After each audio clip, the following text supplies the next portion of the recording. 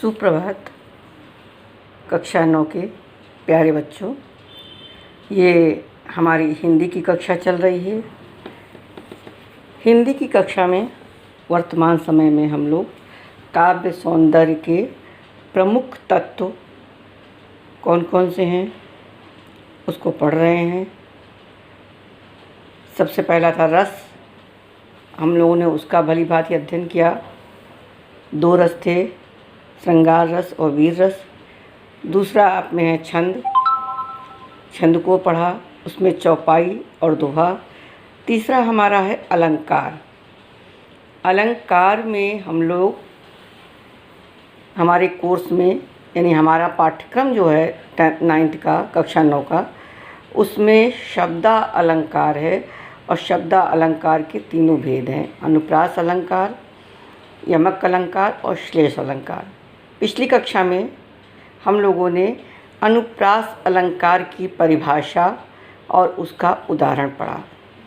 आज हम लोग अनुप्रास अलंकार के प्रमुख भेद कौन कौन से हैं उसकी परिभाषा और उदाहरण पढ़ेंगे।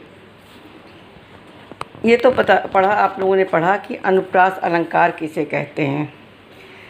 जिस अलंकार में एक ही वर्ण की आवृत्ति होती है उसे हम लोग अनुप्रास अलंकार कहते हैं।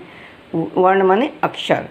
जहाँ एक ही वर्ण की बार बार आवृत्ति होती है, बार बार जो आता है एक ही वर्ण कई शब्दों में लगातार, उसे हम लोग अनुप्रास अलंकार कहते हैं।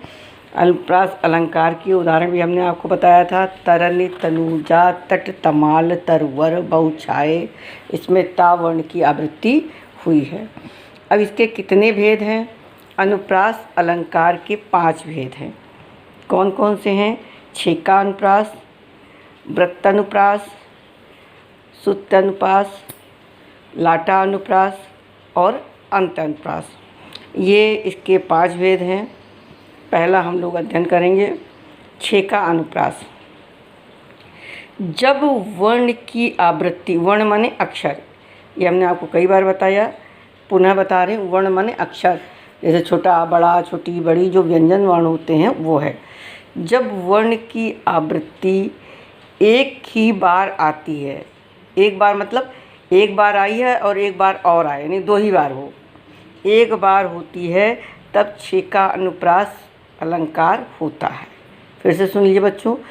जब वर्ण की आवृत्ति एक बार होती है, जो एक बार आया है और एक बार और आए, ये समझिए आप लोग, उसे छेका अनुप्रास कहते हैं।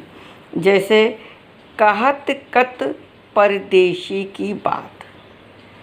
क्या है? कहत कत परदेशी की बात, यानी इसमें ऐसा अक्षर कौन सा है? का 2 बार आया है। एक बार आया, फिर उसकी आवृत्ति हुई तो एक बार और आया, इसलिए यहाँ पर छेका अनुप्रास है। ऐसे है पीरी परि देह चीनी राजत स्नेह भीनी। इसमें पीरी परि यानी पा वर्ण की आवृत्ति हुई है एक बार, इसलिए यहाँ भी छेका अनुप्रास अलंकार है। इन दोनों में पहले आ में का वर्ण की एक बार आवृत्ति हुई है, दूसरे में पा वर्ण की एक बार आवृत्ति हुई है, इसलिए यहाँ छेका अनुप्रास अलंकार है। दूसरा है वृत्त अनुप्रास। कौन सा है? वृत्त। इसका अगर ये इसमें यण संधि वृत्ति धन अनुप्रास हो जाएगा इसका। वृत्त अनुप्रास, जहाँ एक वर्ण की आवृत्ति माने बार बार आना, इसको आप लोग याद कर लीजिएगा। जहाँ एक वर्ण की आवृत्ति एक से अधिक बार होती है वहाँ वृत्त अनुप्रास अलंकार होता है। फिर से बच्चों सुनिए। जहाँ एक वर्ण की आवृत्ति एक से अधिक बार होती है वहाँ वृत्त अनुप्रास अलंकार होता है। जैसे कि कारी क्रूर कोकिला कहाँ को बैर काढ़त री। फिर से सुनिए।